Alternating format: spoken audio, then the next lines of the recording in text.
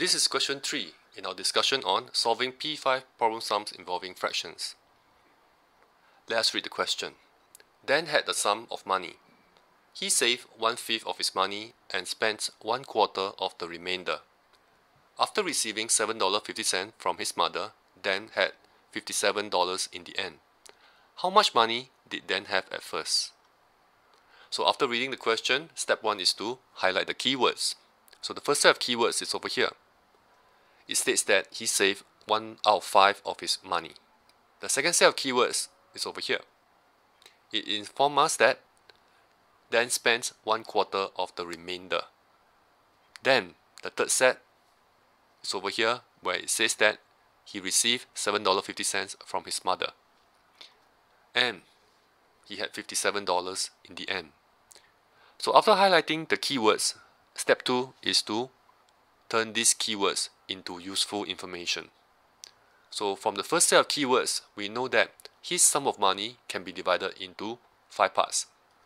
So we draw a model with 5 units over here. And we're going to highlight one of this unit because it says that 1/5 of his money was saved, like this. Then, from the second set of keywords over here, it states that he spent 1/4 of the remainder. So the remainder, as we can see, there are 4 units. And out of these 4 units, one of the unit is spent. Then here says that after receiving $7.50 from his mother. So we simply add an extension to this model over here and indicate $7.50. Then after adding this sum of money, he had $57 left in the end.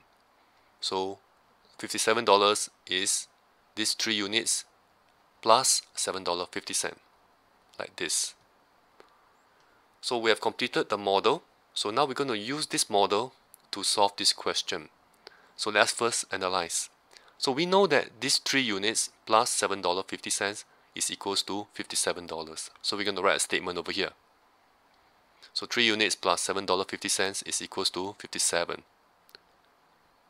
Then we move $7.50 to the other side. This would tells us that the difference between $57 and $7.50 is the value of these 3 units.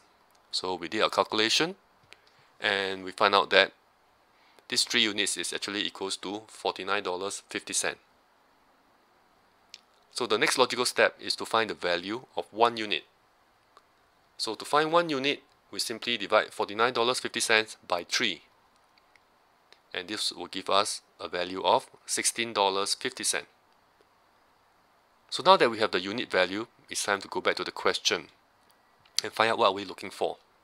The question is asking us how much money did Dan have at first. We know from the first set of keywords that he has 5 units, which represents his total sum of money. So therefore, the total, we simply take $16.50 multiplied by 5, and this will give us a value of $82.50. And that's the answer. So let's recap what we have done. First, we highlighted the keywords in step 1. Then, we turned these keywords into useful information over here in the form of a model. Then with this model, we analyze and find out what do we need to do. In this case, we need to solve for the value of 1 unit. So once we find out the value of 1 unit, we go back to the question, we find out what we're looking for. So in this case, we're looking for how much money he had at first. So at first, he had 5 units. So therefore, we multiply the unit value by 5 and we arrive at our answer.